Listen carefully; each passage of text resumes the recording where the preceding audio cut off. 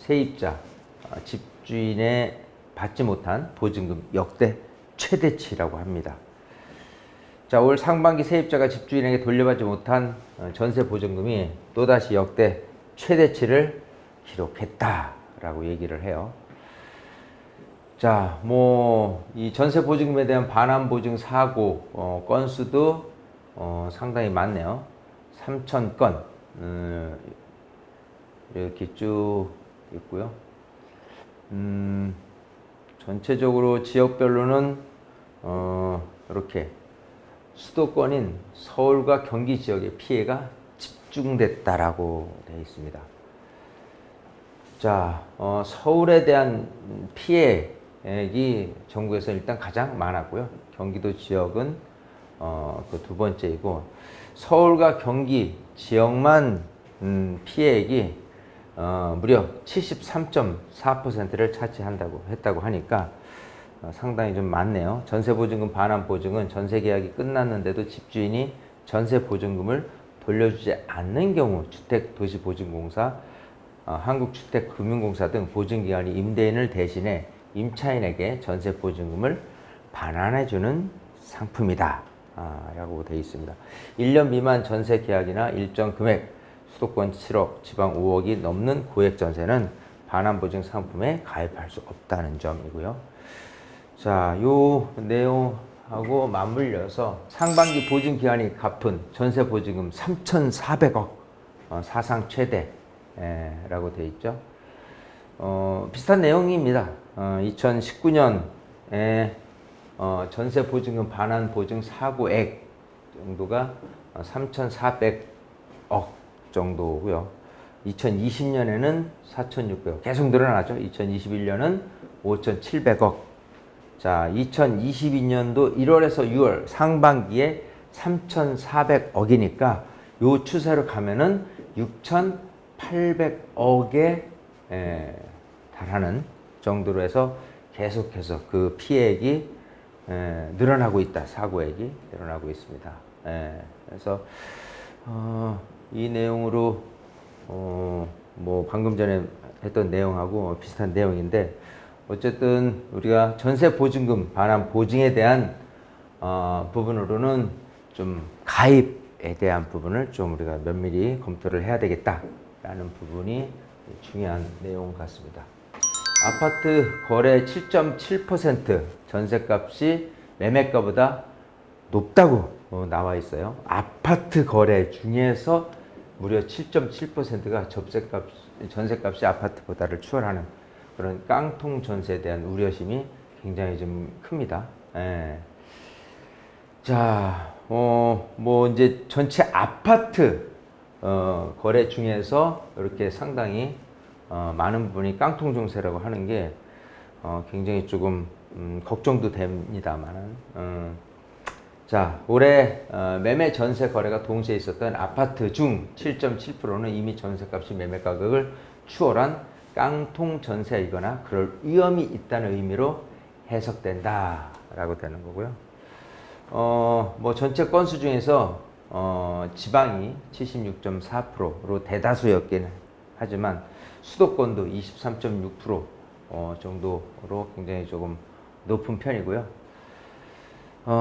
이런 현상이 확산되면서 전세 보증금 반환 보증 사고도 늘고 있다라는 방금 드린 내용하고 일맥상통한 내용 같습니다. 자, 아파트는 시세를 파악하기 쉽기 때문에 허그의 전세 보증 가입 의무 등으로 보호를 받을 수 있지만, 빌라 등, 여기서 이제 우려되는 것, 이 빌라 등 시세 파악이 어려운 다른 주택 유형의 경우 보험 가입 등이 어려울 수 있어 유의해야 한다라는 부분이 담겨져 있습니다. 자, 전세 보증에 대한 이 피해 사고 사례가 굉장히 좀 늘어가니까 우리가 항상 걱정하자, 조심하자, 이런 내용이 담겨져 있었습니다. 자, 다른 내용 한번 볼까요? 비슷한 내용 같은데 이것도 마찬가지네요. 근데 아무래도 임대차 시장에 대한 그 불안, 임대차 3법 근본적인 문제라고 하는 임대차 3법이 근본적인 문제라는 이제 국토부 새 전세 대책이 과연 실효성이 있을까라는 부분이에요. 자, 요 내용하고 맞물려서 아까 전세난 급한 불은 껐지만 불안한 임대차 시장 그렇죠. 자, 상생 임대인의 양도세, 비과세, 뭐 2년 거주권 면제, 매물 전부 다 늘겠지만 전세의 월세 가속화 등 우려된다라는 부분이에요. 자, 정부는 임대차 시장 안정 방안을 통해 전세금을 측정 기하기 5% 이내로 올리는 집주인에게 양도소득세를 면제해 주기로 했다. 자, 정부의 임대차 안정화 방안 발표로 집주인의 실거주 의무가 완화되면서 다주택자의 매물이 시장에 나올 가능성이 전보다 늘어났다. 하지만 시장에서 이를 속단하기는 아직 어려운 상황이다라고 내다봤습니다. 자, 뭐 일단 5% 이내로 올리는 집주인에게 양도소득세를 면제해 주기로 했는 상생 임대인 이런 제도를 통해서 이렇게 보증금 전세금이 이제 많이 늘어나지 않는 그런 효과를 좀 기대하는 거죠.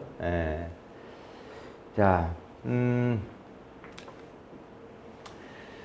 1가구 1주택 양도세, 비과세 외에도 최대 80%까지 가능한 장특공제를 받기 위해 한 2년 거주 요건도 이제 면제된다라는 부분이에요. 임대인에 대한 혜택을 계속해서 주는 거죠. 자, 그동안 세금 부담으로 매도하지 못하고 보유하고 있던 다주택자의 매물이 시장에 풀릴 가능성이 높아진 부분이 또 있기는 해요. 자, 상생 임대인이 1주택자가 될 때 거주요건을 채우지 않아도 양도세를 면제해줘서 다주택자가 전세 놓은 집을 팔아 시장에 매물이 나오는 효과를 기대해 볼 수 있다면서 실거주 요건을 채우려고 살고 있던 세입자를 내보내는 집주인이 발생한 것도 막기 위함이라고 덧붙였고요. 자, 뭐 일단 상생 임대라는 부분은 굉장히 순기능 같고요. 이런 제도가 처음 도입된 2021년 12월 20일부터 30일까지 해서 오는 7월 소득세법 시행령 개정을 통해서 2024년 12월 31일 계약분까지 이런 제도에 대한 부분을 좀 늘려준다. 그러니까 기간을 늘려주는 거죠. 자,